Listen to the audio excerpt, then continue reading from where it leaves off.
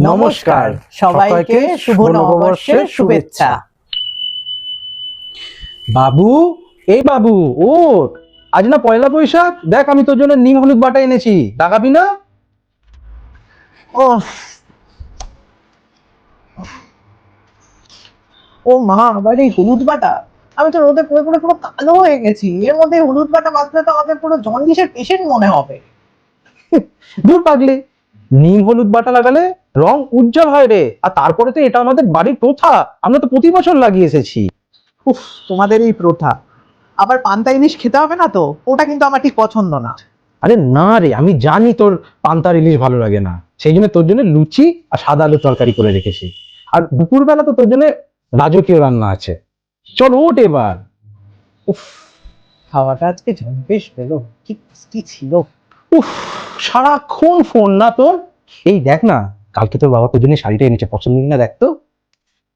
ও মা, শাড়িটা কি সুন্দর! ও মা, দারুণ পছন্দ হয়েছে আমার। আর তোমাকেও তো দারুণ লাগছে।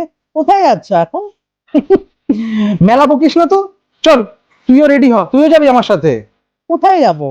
কোনো ক্যাফে যাবে? ক্যাফে কেন যাবো রে, আজ তো হাল খাতা। আজকে পাড়ার কাপড়ের দোকানগুলোয়, গয়নার দোকানগুলোয়, মুদিখানা দোকানগুলোয় সব নেমন্তন্ন থাকে না, ওখানে যাব। মা, এখনকার দিনে কি আর কেউ হালখাতায় যায়?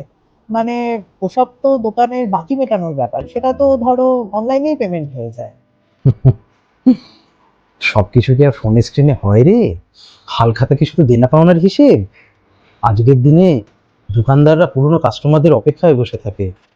সেই লাল মলাটের খাতা, নতুন ক্যালেন্ডার, মিষ্টির প্যাকেট। আর তুইও তো ছোটবেলায় খুব বায়না করতিস নিয়ে যাওয়ার জন্য নতুন ক্যালেন্ডার, মিষ্টির প্যাকেট, তোর তো খুব পছন্দ ছিল।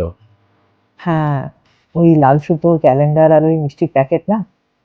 চলো চলো, রেডি হয়নি দিয়ে আমরা আবার ছোটবেলার মতো হালখাতা করতে বেরোই। এই তো আমার লক্ষ্মী মেয়ে, ফোনের বাইরে পৃথিবীটাও মাঝে মাঝে দেখা দরকার।